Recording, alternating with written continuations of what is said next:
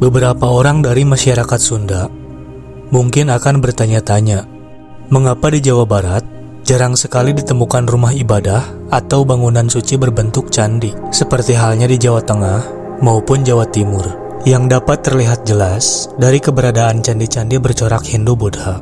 Padahal dalam sejarahnya, di Tatar Sunda sendiri pernah berdiri sebuah kerajaan besar bercorak Hindu-Buddha, yaitu Tarumanegara, Galuh, dan Pakuan Pajajaran, yang berkembang sekitar abad ke-8 sampai 16 Masehi. Namun pada kenyataannya, sedikit sekali ditemukan bangunan peribadatan berupa candi. Adapun Candi Cangkuang yang terletak di Leles Garut adalah candi hasil rekonstruksi para ahli arkeologi, bukan merupakan bangunan candi yang sebenarnya. Awal mula terbentuknya candi tersebut adalah dengan ditemukannya sebuah patung Siwa, yang kemudian dibentuklah sebuah bangunan, seolah-olah menyerupai bangunan candi. Sementara Candi Ronggeng dan Candi Rajekusi di Ciamis merupakan sebuah temuan berupa lempengan-lempengan batu Linggayoni, yang hingga kini masih dalam proses rekonstruksi para sejarawan dan ahli arkeologi.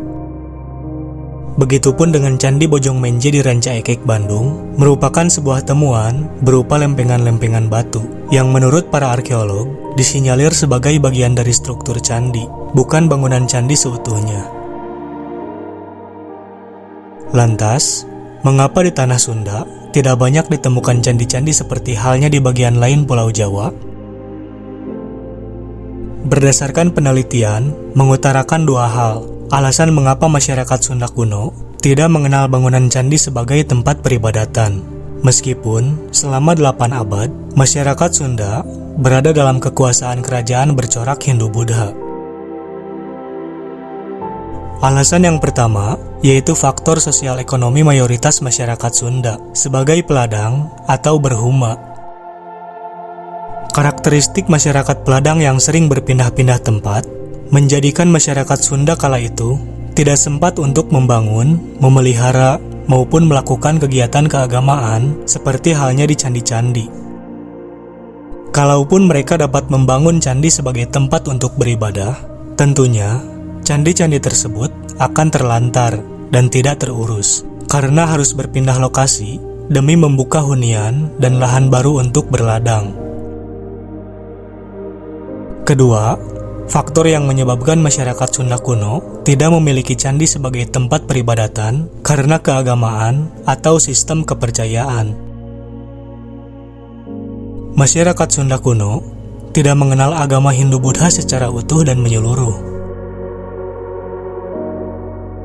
Mereka umumnya hanya mengenal hakikat atau konsep tertinggi keagamaan berupa satu zat yang tak terindra. Mereka menyebutnya Sang Hyang Jatiniskala atau Jatiragat atau Jatinimistemenen, yang artinya Sang Hyang Jati Tunggal atau Tuhan yang Maha Esa.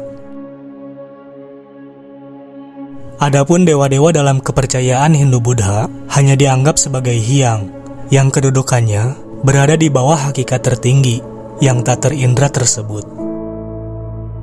Adapun versi lain, yaitu karena kerajaan-kerajaan Hindu-Buddha di tanah Sunda tidak terpusat dalam satu kekuasaan dinasti, seperti halnya kerajaan Hindu-Buddha di Jawa. Kekuasaan kerajaan di Tatar Sunda terpusat pada perkampungan, kampung adat yang ada di wilayah Pasundan.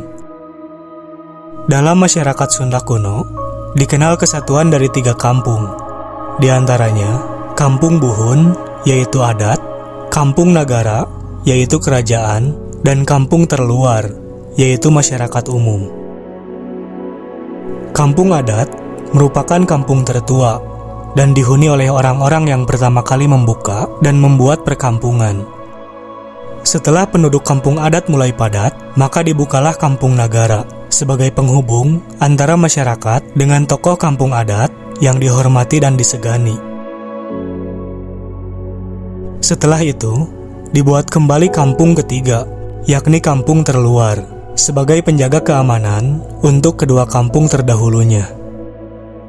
Keberadaan 3 kampung dalam paham masyarakat Sunda kuno merupakan faham kekuasaan trias politika Sunda. Kekuasaan dalam kepemimpinan Sunda membagi kepemimpinan ke dalam 3 kekuasaan, yaitu pemilik kekuasaan, pelaksana kekuasaan, dan penjaga kekuasaan. Pemilik kekuasaan adalah kampung adat, sedangkan pelaksana kekuasaan adalah kampung nagara, dan penjaga kekuasaan adalah kampung terluar. Pada masa kerajaan di Tatar Sunda, pemilik kekuasaan adalah Raja Sunda sendiri, sedangkan pelaksana kekuasaan berada di tangan putra-putra atau keluarga kerajaan yang memerintah di wilayah-wilayah kekuasaan raja. Sementara kekuasaan untuk memelihara kekuasaan raja berada di tangan masyarakat penjaga wilayah kerajaan. Biasanya, wilayah penjaga kekuasaan adalah wilayah pesisir atau perbukitan. Namun yang menarik adalah, sebelum di Tatar Sunda terdapat kerajaan bercorak Hindu-Buddha atau kerajaan Galuh dan Pakuan Pajajaran, masyarakat Sunda telah memiliki bangunan-bangunan suci tersendiri yang disebut kabuyutan. Kabuyutan adalah satu tempat khusus yang tidak dapat dikunjungi oleh sembarang orang, karena tempat itu dikeramatkan dan terisolir dari hunian manusia. Kini, kabuyutan merupakan tempat peziarahan, yang di dalamnya terdapat kuncen atau juru kunci, sebagai pemegang kekuasaan wilayah tersebut. Dalam kabuyutan itu, terdapat makam tokoh pembuat kampung, atau pada setelah zaman Islam, adalah seorang tokoh penyebar agama Islam di Nusantara.